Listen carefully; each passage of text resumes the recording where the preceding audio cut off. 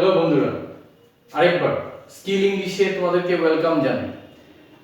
আজকে আমরা করব আরেকটা টেন্স নিয়ে ডিসকাস করব, সেটা হচ্ছে প্রেজেন্ট পারফেক্ট। আশা করি আগে আমি একটা পাস্ট পারফেক্ট কিভাবে ইউজ করতে হয় সেই টেন্সটাকে ডিসকাস করেছিলাম, সেটা দেখেছো। তো আজকে আমরা প্রেজেন্ট পারফেক্টটা কিভাবে ইউজ করতে হয় আজকের সেশনে দেখব। ভালো মতো মন দিয়ে দেখবে, পুরো ভিডিওটা মন দিয়ে দেখবে, একদম শিওর এই ওয়ান সিটিং এই প্রেজেন্ট পারফেক্টটা কি এবং এটা কিভাবে ব্যবহার করতে হয় সেই সম্বন্ধে পুরো কনসেপশন তোমাদের চলে আসবে। তো তার জন্য রিকোয়েস্ট করছি যে ফুল ভিডিওটা দেখবে, স্কিপ করবে না। তাহলে আজকের সেশন শুরু করা যাক। আজকে যেটা নিয়ে আমরা করব সেটা হচ্ছে প্রেজেন্ট পারফেক্ট। আমরা আজকে প্রেজেন্ট পারফেক্ট নিয়ে ডিল করব। তাহলে হোয়াট ইজ প্রেজেন্ট পারফেক্ট? আমরা আগেও বলেছি 12টা টেন্সের মধ্যে প্রেজেন্ট পারফেক্ট হচ্ছে ওয়ান অ্যামং देम। তাহলে present perfect is a tense form of the verb.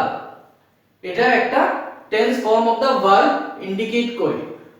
তাহলে এই প্রেজেন্ট পারফেক্টটা আমরা কখন ব্যবহার করব, এটা মেইন ইস্যু আমাদের টেন্স। আজকে আমাদের রিয়েল লাইফে যখন আমরা কথা বলবো বা লিখবো, আমাদের রাইটিংটা অ্যাজ ওয়েল এজ স্পোকেন স্কিলটা যদি একুরেসি আনতে চাই, তাহলে আমাদের এটা জানতে হবে যে এই টেন্সটা আমরা কখন ব্যবহার করি।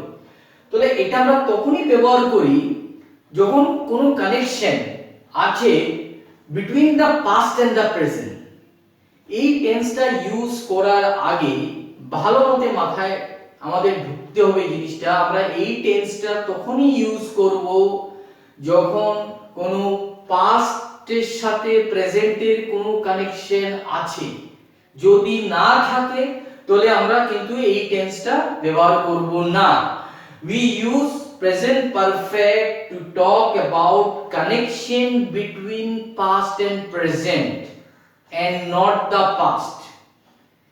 মনে রাখতে হবে, নামটা মনে হচ্ছে প্রেজেন্ট পারফেক্ট, কিন্তু এটা just not the present, it is an action which happened in the past or just finished, তার রেস্টটা রয়ে গেছে। তাহলে there is a connection, always element থাকতে হবে এই প্রেজেন্ট পারফেক্ট টেন্স ব্যবহার করার আগে। To talk about connection between past and present, আমি দুটো एग्जांपल দিয়েছি, দেখো ভালো মন দিয়ে দেখো। একটা দিয়েছি I lost my keys, আরেকটা দিয়েছি I have lost my keys। তাহলে এই দুটোর মধ্যে ডিফারেন্স কি আছে? ডিফারেন্স আছে কি? হ্যাঁ, নিশ্চয়ই আছে, এবং আমরা এটা ভালো মতো বুঝতে হবে এবং কারেক্টলি ইউজ করতে হবে এই দুটোর মধ্যে ডিফারেন্সটা কি বোঝার জন্য। তাহলে I lost my keys যখন আমি বলছি, দ্যাট মিন্স আমি কোনো একটা টাইমে পাস্টে আমার চাবি হারিয়ে গেছিল, তারপরে আমি হয়তো পেয়েও গেছি, হতে পারে আমি পেয়ে গেছি। প্রেজেন্টে এটার সাথে কোনো রিলেশন নেই। আমি হয়তো চাবি আরেকটা নতুন বানিয়েও ফেলেছি হয়তো, বা চাবিটা আমি লাস্ট সোমবারে আমি হারিয়েছিলাম এবং মঙ্গলবার আমি পেয়েও গেছি হয়তো, এরকমও হতে পারে। এটার সাথে বর্তমানে কোনো কানেকশন নেই। বাট যখন আমি বলবো I have lost my kiss, তখন একটা জিনিস বুঝতে হবে, হয়তো আমি সোমবার দিন বা মঙ্গলবার দিন বা বুধবার দিন আমি চাবিটা হারিয়েছি এবং আজকেও সেই চাবিটা আমার কাছে নেই। ক্লিয়ার? তাহলে I have lost my kiss যখন আমি বলছি, তখন তার এফেক্টটা এখনো রয়ে গেছে। আমি চাবিটা হয়তো এখনো পাইনি, আজকেও পাইনি। আমি যখন খুঁজছি, তুমি যখন আমার সাথে দেখা হলো, তখন আমি যখন তুমি আমাকে জিজ্ঞেস করলে কি হলো, আমি বললাম I have lost my kiss. That means the thing happened in the past, কিন্তু তার কানেকশন প্রেজেন্টে রয়ে গেছে। কিন্তু আমি যদি বলি I lost my keys, it's a simple case of I lost my keys in the past and maybe I found out afterwards, হতেও পারে আমি পেয়ে গেছি কিসটা। তাহলে এই দুটোর মধ্যে একটা জিনিস ক্লিয়ার হলো এই দুটো एग्जांपलের মধ্যে, যে আমরা I have lost my kiss আমরা প্রেজেন্ট পারফেক্টে ইউজ করছি। আর এটা এর জন্যই ইউজ করছি কারণ একটা কানেকশন আছে পাস্টের সাথে, প্রেজেন্ট মোমেন্টের সাথে একটা কানেকশন আছে। ক্লিয়ার? নেক্সট, এই প্রেজেন্ট পারফেক্ট টেন্স যখন আমরা ব্যবহার করব, তখন আমাদের তিনটে শব্দ আসে। একটা হচ্ছে জাস্ট, একটা হচ্ছে অলরেডি, একটা হচ্ছে ইয়েট। তাহলে আমরা এই জাস্ট আর অলরেডি এই দুটো শব্দ আমরা প্রেজেন্ট পারফেক্টে ব্যবহার করে থাকি, কিন্তু কখন ব্যবহার করে থাকি? জাস্ট আমরা ব্যবহার করে থাকি আ শর্ট টাইম এগো, কিছুক্ষণ আগে বোঝাতে, আর অলরেডি আমরা বুঝাতে এইটা ব্যবহার করি যে ফিনিশড আর্লিয়ার দেন এক্সপেক্টেড, আমি যতটা সময় ভেবেছিলাম যেটা লাগবে বা হবে তার আগে আমার হয়ে গেছে। তার মানে জাস্ট আর অলরেডি দুটোই আমরা ডিল করি with finished action, but there is a relationship with the present.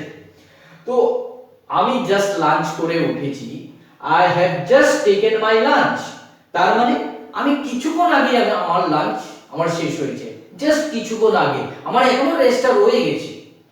আমাকে যদি এখন বলা হয় আবার খাওয়ার জন্য, আমি খেতে পারবো না। Why? Because I have just taken my lunch, আমার এফেক্টটা এখনো রয়ে গেছে। He has already left for home, তাহলে দেখো he has already left for home মানে আমি যতটা সময় ভেবেছিলাম যে ও যাবে বাড়িতে তার আগেই সে চলে গেছে, কিন্তু অ্যাকশন দেখো দুটোই আমার finished action. He has already left for home মানে সে বাড়ি চলে গেছে, the action is finished from this point of time। তার মানে জাস্ট আর অলরেডি আমরা ব্যবহার করে থাকি প্রেজেন্ট পারফেক্টে এইটা বোঝাতে finished action but the effect still remains। Third word যেটা আমরা ইউজ করি, শব্দ যেটা ইউজ করি প্রেজেন্ট পারফেক্টে, সেটা হচ্ছে yet। আমরা yet শব্দটা কখন ব্যবহার করি? এখনো হয়নি, not happen, but we expect the thing to happen soon, খুব শিগগিরই হয়তো ঘটনাটা ঘটবে, এখনো ঘটেনি। তাহলে yet আমরা ব্যবহার করি কোনো ঘটনা যেটা এখনো হয়নি but it is going to happen soon। আরেকটা জিনিস মনে রাখতে হবে, yet আমরা ইউজ করি only in case of negative and interrogative sentence। তাহলে আমরা yet কখন ইউজ করি? only in case of interrogative and negative sentence।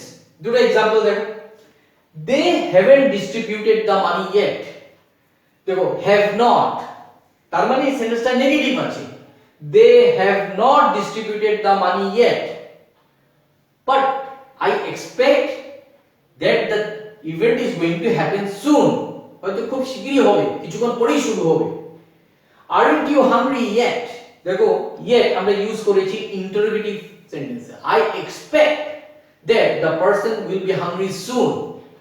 তাহলে আমরা yet ইউজ করব for events which has not happened but is going to happen soon, or we expect the event to happen soon। মনে রাখতে হবে negative এবং interrogative সেন্টেন্সে আমরা yet use করব। ওকে, নেক্সট আরো দুটো পয়েন্ট এই প্রেজেন্ট পারফেক্টের সাথে আমরা ইউজ করি, সেটা হচ্ছে ফর এবং সিন্স। আমরা ফর ইউজ করে থাকি for a period of time, 5 বছর, 6 বছর, 7 বছর, 7 দিন, এরকম বোঝাতে আমরা ফর ইউজ করি। বলেছি I have lived in London for the last 10 years, তার মানে একটা অ্যাকশন পাস্টে শুরু হয়েছে এবং it is still true now, it has a connection, যে আমি এখনো লন্ডনে আছি, ইট ইজ ট্রু যে আমি এখনো লন্ডনে আছি। তাহলে ফর আমরা ইউজ করছি for a period of time.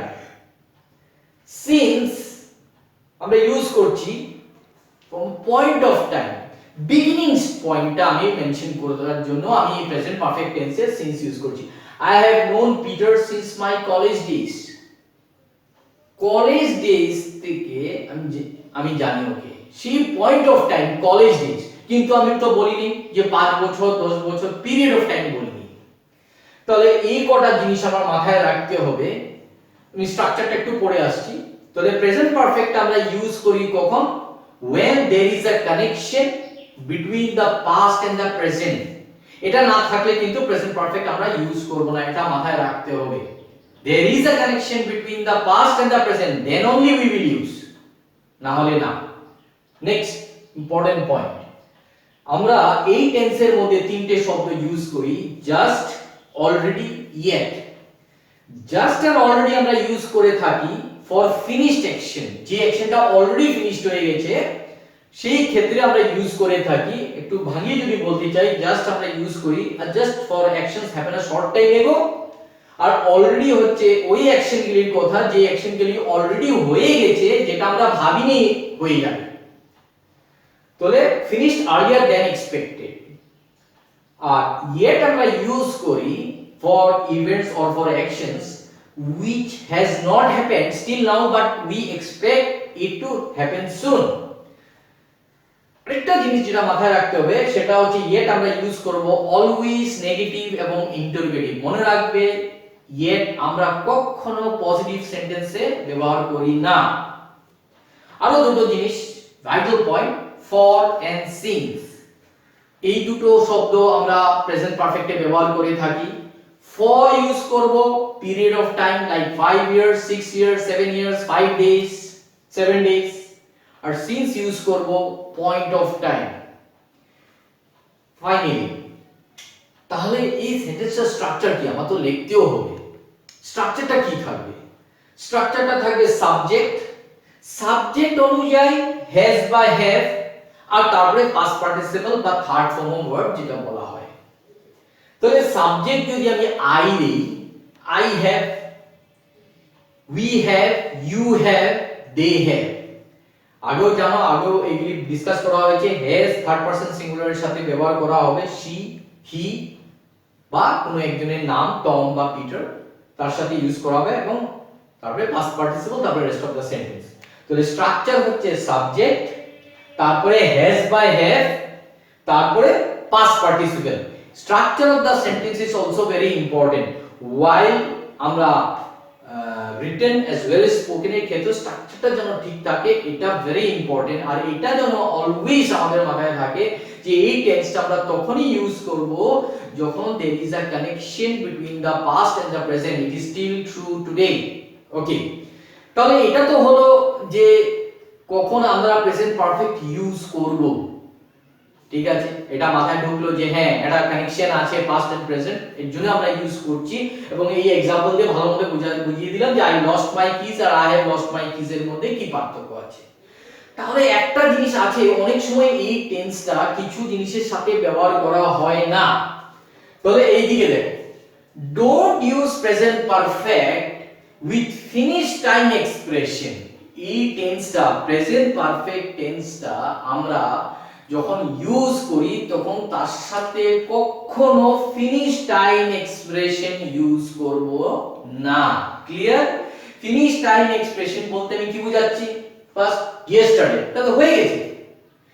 Yesterday, last month, last year, in the 90s, 80s, 1970s, এই টাইমগুলি অলরেডি ফিনিশড। তাহলে আমরা যখন প্রেজেন্ট পারফেক্ট ইউজ করব আমরা কখনো এই শব্দগুলি ইউজ করব না, এই টাইম এক্সপ্রেশনগুলি ইউজ করব না। আমি বলতে পারি না sentence I have seen him yesterday, আমি বলবো I saw him yesterday, very simple পাস্টে বলবো। কিন্তু এটা বলতে পারি না I have seen him yesterday. এটা ভেরি ভাইটাল পয়েন্ট। আমি অনেক জায়গায় দেখেছি, অনেক ইউজ দেখেছি ভুল ইউজ করছে, যে ফিনিশ টাইম এক্সপ্রেশন ইউজ করে দেওয়া হচ্ছে এই টেন্সটার সাথে, প্রেজেন্ট পারফেক্ট টেন্সটার সাথে। তাহলে কখনো প্রেজেন্ট পারফেক্ট এই টাইম এক্সপ্রেশনগুলির সাথে ব্যবহার করবে না যেগুলি already finished, like yesterday, last month, last year বা ইন দ্য 1980s। লাস্ট একটা ভাইটাল পয়েন্ট, যদি কেউ এরকম কেউ একটা সেন্টেন্স বলে I have called him 3 times this month, তাহলে আমাকে এটা মাথায় রাখতে হবে বা এটা বুঝতে হবে যে এই মাসটা এখনো শেষ হয়ে যায়নি, মাসটা শুরু হয়েছে আগে এবং এখনো মাসটা চলছে। তাহলে the time is still going on, it is not a finished time expression। তাহলে প্রেজেন্ট পারফেক্ট টেন্সটা ফিনিশ টাইম এক্সপ্রেশনের সাথে ব্যবহার করবে না, like yesterday, last month, last year, in the 1980s। ব্যবহার করবে তাহলে কখন? ব্যবহার করবে when there is a connection between the past and the present। এটা যেন খেয়াল থাকে। আর আমরা কি কি শব্দ জাস্ট, yet, already, এই শব্দগুলি আমরা ব্যবহার করব, yet ব্যবহার করব, কিন্তু yet কিন্তু ইন্টারোগেটিভ এবং নেগেটিভ সেন্টেন্সেই ব্যবহার করব। তাহলে আশা করি আজকের যে প্রেজেন্ট পারফেক্ট টেন্সটা কখন ইউজ করব, কখন ইউজ করব না, এটাও ভেরি ইম্পর্টেন্ট। এবং এই টেন্সের সেন্টেন্স স্ট্রাকচারটা কি হবে এটা আমি বলে দিয়েছি, যে সাবজেক্ট প্লাস হ্যাজ বা হ্যাভ বা ভার্ব ফর্ম অফ ভার্ব। তো আশা করছি আজকের এই সেশনটাতে হোয়াট ইজ প্রেজেন্ট পারফেক্ট তোমরা বুঝতে পেরেছো শিওর, এবং কিভাবে ইউজ করতে হবে সেটাও বুঝতে পেরেছো শিওর আমি একদম। যদি ব্যবহার করে থাকো অন্যরকম আগে, আজকের পরে আর করবে না, ভুল ব্যবহার করবে না এই টেন্সগুলি, because this are advance tenses এবং it will have an effect on your writing as well as spoken skill. তো আজকে এখানে শেষ করা যাক। আজকে যে ডিসকাশনটা ছিল present perfect, when to use and when not to use it, আশা করি তোমাদের এই জায়গাটা ক্লিয়ার হয়ে গেছে, তোমরা এনজয় করেছো, ভালো তো লেগেছে আশা করছি আমার তরফ থেকে। কিন্তু তোমাদের কিরকম লাগলো আজকের এই সেশনটা আমাকে যদি একটু কমেন্ট সেকশনে লিখে জানাও তাহলে আমার খুব ভালো হয়। এবং তোমাদের কমেন্টস গুলি আসছে আমার কাছে আস্তে আস্তে কিছু করে, আমার খুব ভালো লাগছে এবং সেইগুলিতে আমি রেসপন্ড করছি। আমি আগামী দিনে দেখবো যে আরো ভালো ভিডিও, আরো অন্য টেন্স গুলিও যেন আমি করতে পারি। তাহলে আজকে এতটুকুই থাক। আজকে টেন্সটা প্রেজেন্ট পারফেক্ট নিয়ে ছিল, তোমাদের ক্লিয়ার হয়ে গেছে একদম শিওর, এবং আজকের থেকে কারেক্টলি ব্যবহার করবে। তাহলে আনটিল মাই নেক্সট সেশন তোমরা ভালো থেকো, ইংরেজিটা পড়বে, ইংরেজিটা প্রত্যেকদিন কিছুটা কিছু সময় নিয়ে পড়বে। চলে যাওয়ার আগে একটা রিকোয়েস্ট তোমাদের কাছে, তোমরা লাইকটা দিতে ভুলো না, কারণ এই জিনিসটা আমাকে কিন্তু প্রচন্ড মোটিভেট করে যে হ্যাঁ আমার কাজটা সাকসেসফুল হচ্ছে, কেউ জন্য তো ভালো হচ্ছে। এবং যারা আজকে প্রথম আমার সেশনটা টাইম স্পেন্ড করছো তাদের কাছে একটা রিকোয়েস্ট, তোমরা সাবস্ক্রাইবটা তো অবশ্যই করবে, বেল বাটনটাও ক্লিক করবে যাতে নোটিফিকেশন পেয়ে যাও, এবং তোমাদের লাইকটা দিও। তোমাদেরকে সবাইকে নিয়ে আমি চলবো, আশা করি স্কিল ইংলিশ থেকে তোমাদেরকে আরো ভবিষ্যতে আরো ভালো জিনিস দিতে পারি, এরকম পুরো টেন্সগুলি কভার করব। Until then, next time, take care and have a nice time from Skill English. Thank you once again.